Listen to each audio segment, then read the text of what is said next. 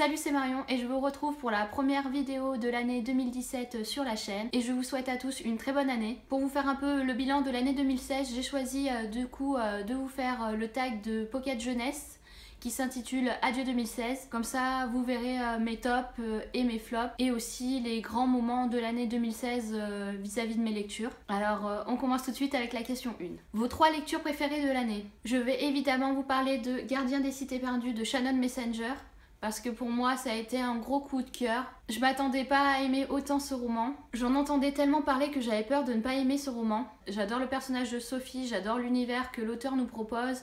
J'ai enchaîné avec le 2e tome que j'ai encore plus aimé que le premier. Et le 3e tome est dans ma palle de l'hiver et je compte le lire rapidement. Ensuite, mon 2e coup de cœur, c'est Maybe Someday de Colleen Hoover. Et là, je m'attendais vraiment pas à aimer autant ce livre parce que du coup, j'avais déjà lu au moment où je lisais ce roman Confess et Hopeless. Hopeless, j'avais vraiment adoré l'histoire et j'étais un peu déçue du coup d'attendre le 2e tome. Et j'étais encore plus déçue en apprenant récemment que le 2e tome était en fait la version du personnage principal masculin de l'histoire et non une réelle suite.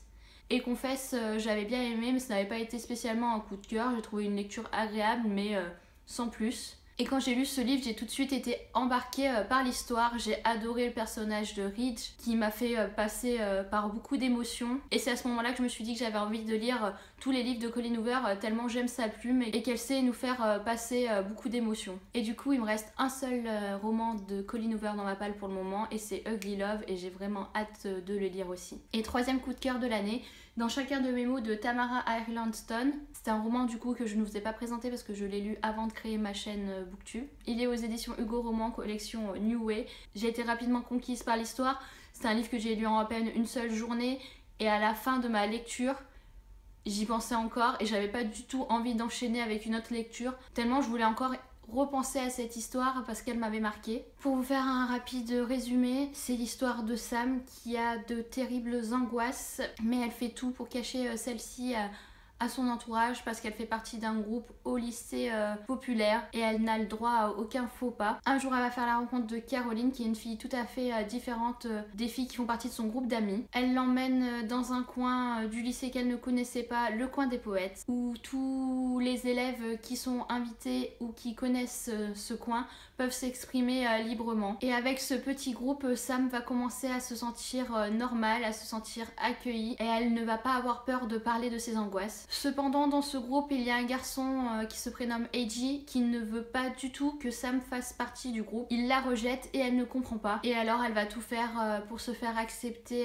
par Eiji et comprendre pourquoi celui-ci la met de côté. Donc j'ai vraiment adoré ce livre par la qualité de l'écriture, par la mise en page, par les petits poèmes qui sont insérés à l'intérieur. Ensuite, 2e question, vos 3 plus grandes déceptions de l'année. Et je vais vous parler de La Sirène de Kiera Cass.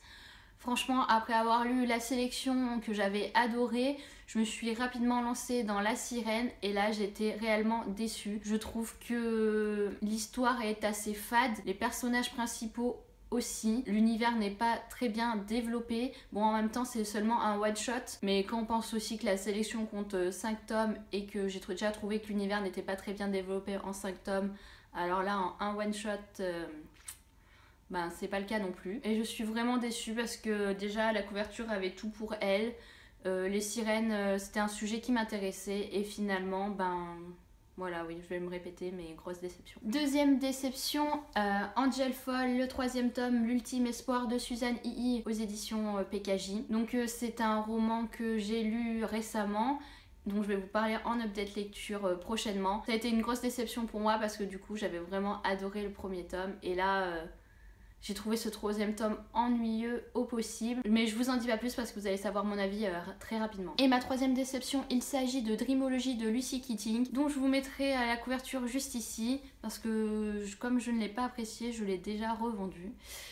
Grosse déception parce que l'histoire m'intéressait, la thématique m'intéressait aussi. C'est un roman que j'ai lu du coup pendant le dernier week-end d'amis. Et en fait ça a été vraiment une déception parce que je m'attendais vraiment à aimer ce livre, et pour moi il a été vraiment trop jeunesse. Et je n'ai pas du tout accroché. 3e question, le meilleur roman Pocket Jeunesse lu cette année. et je vais vous parler d'Angel Fall, le tome 1. Et pareil, c'était un roman que j'ai lu avant d'avoir ma chaîne Booktube. Je vous mettrai en lien en barre d'infos mon avis en chronique que j'avais réalisé sur le blog. Et oui, ça a été mon pocket jeunesse préféré. J'ai vraiment accroché à l'univers de ce premier tome. J'ai aimé les personnages principaux. Il y avait une réelle alchimie entre eux. Et du coup, c'est pour ça que la chute est encore plus terrible pour le deuxième tome et le troisième tome. Quatrième question. Votre livre préféré dans un genre qui n'est pas votre genre préféré? Alors là, je vais vous parler complètement de la trilogie de L'été où je suis devenue jolie de Jenny Han. Je ne pensais pas accrocher autant à cette trilogie parce que j'avais peur qu'elle soit trop jeunesse. La plume de Jenny Han a fait qu'elle m'a embarquée dans l'histoire. Elle a fait que je me suis accrochée au personnage. Et comme je l'ai lu en plus l'été, j'ai trouvé que c'était un moment parfait pour lire ce genre de roman. Et je lis de moins en moins de romans qui me paraissent un peu trop jeunesse ou un peu trop ado pour moi, même si je continue quand même d'en lire. Comme mon genre préféré est la dystopie, ces livres sortent carrément de mon genre préféré. Question 6. Le premier roman lu en 2016. Il s'agit d'Éternel, le tome 1 d'Alison Noël. J'étais super attirée par cette saga, j'ai vraiment apprécié la lecture du premier tome. J'ai lu le deuxième tome qui m'a un peu moins plu, mais j'avais quand même envie de continuer. Et j'ai le troisième tome dans ma palle depuis janvier 2016, et par contre j'ai pas lu le troisième tome. Parce que quand j'ai retourné le troisième tome et que j'ai lu le résumé, j'ai l'impression qu'on repartait sur la même histoire que le deuxième tome. Et je voulais espacer mes lectures, et finalement j'ai eu des lectures plus intéressantes que celle-ci. Et je repousse encore et encore ma lecture. Question 7. Le dernier roman lu en 2016. Alors, je vais vous parler de Golden Son de Pierce Brown. C'est le dernier roman que j'ai lu en 2016, mais en plus c'est aussi le premier roman que j'ai lu en 2017, parce que j'ai commencé ma lecture le 26 décembre et je l'ai terminé le 2 janvier. Donc bon, il compte dans les 2 années. C'est un tome que j'ai vraiment apprécié et je mets du temps à les lire. Je l'ai lu quand même plus rapidement que le premier tome, où j'avais mis quand même 2 semaines à lire le premier tome.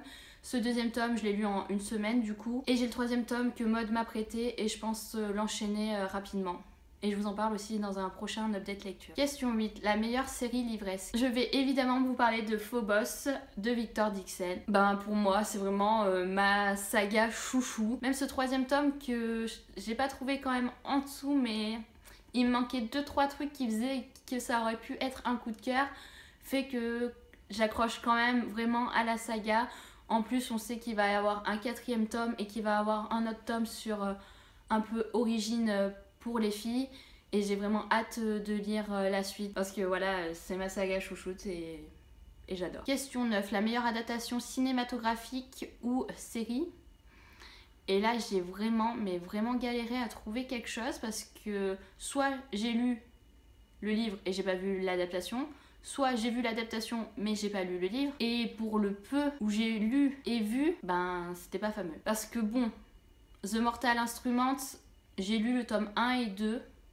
Le 3, j'arrive pas du tout à me souvenir si je l'ai lu ou pas. Et à chaque fois, je dois relire le tome 2 pour lire le tome 3.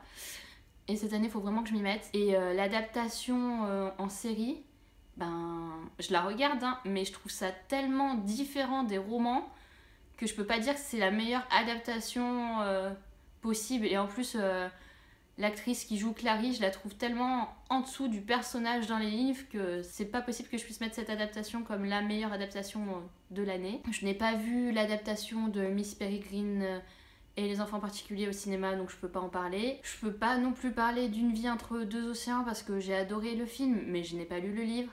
Alors du coup, pour cette question, j'ai décidé de choisir Avant toi. Même si je sais que, bon, il y a 2-3 défauts du film. Mais j'ai tellement adoré ce roman que je trouve que les émotions que j'ai ressenties en lisant le livre, je les ai aussi ressenties en voyant le film.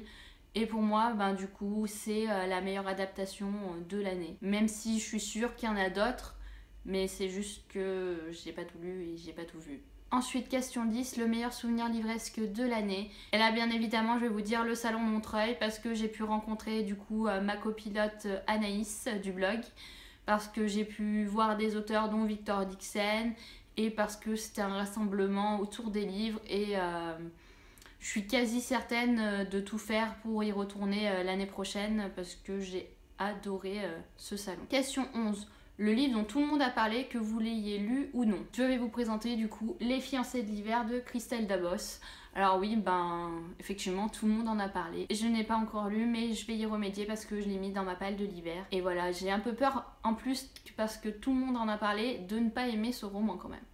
Et j'ai le tome 2 dans ma palle, alors si j'aime pas celui-ci, ça va être tendu de lire le deuxième tome. Question 12. Le livre que vous avez le plus conseillé. Et là, il va s'agir du livre Le ciel est partout de Jandy Nelson. C'est un livre que j'ai vraiment adoré. C'est un livre que j'ai prêté à Maud. Et je crois qu'elle n'a pas autant aimé le roman comme moi je l'ai aimé. Mais pour moi, ça a été vraiment un roman qui s'est lu rapidement, où les émotions étaient intenses. Et je ne peux que le conseiller autour de moi. Question 13, le livre avec la plus belle couverture. Et là, je vous montre Cress, les chroniques lunaires, du coup, le 3e tome de Marissa Meyer. Je trouve cette couverture juste magnifique. Et vous allez me dire, il n'y a pas grand chose, hein, on voit juste les cheveux de Cress, mais je sais pas, comme toutes les couvertures des chroniques lunaires, je les trouve magnifiques. C'est la plus belle couverture de ma bibliothèque. Question 14, l'auteur le plus lu en 2016. Et là, il s'agit de Colleen Hoover avec 4 romans, comme je vous en ai parlé en début de vidéo, avec Hopeless, Confess, Maybe Someday et Maybe Not. C'est vraiment l'auteur avec laquelle j'ai le plus accroché au cours de cette année, et je pense lire de nombreux Colleen Hoover aussi en 2017. Question 15, le livre que vous attendez le plus en 2017, et là il s'agit de Lux de Jennifer Armentrout, le dernier tome de la saga. Alors oui, déjà j'attendais avec impatience les tomes précédents, mais là c'est le dernier tome de la saga, donc concrètement c'est le livre que j'attends le plus en 2017, et heureusement pour moi il sort dans la première partie de l'année 2017 et non en fin d'année, donc l'attente sera moins longue. Question 5, le meilleur auteur lu, et là je vais vous parler de Fleur Ferris avec Risque, parce que j'ai adoré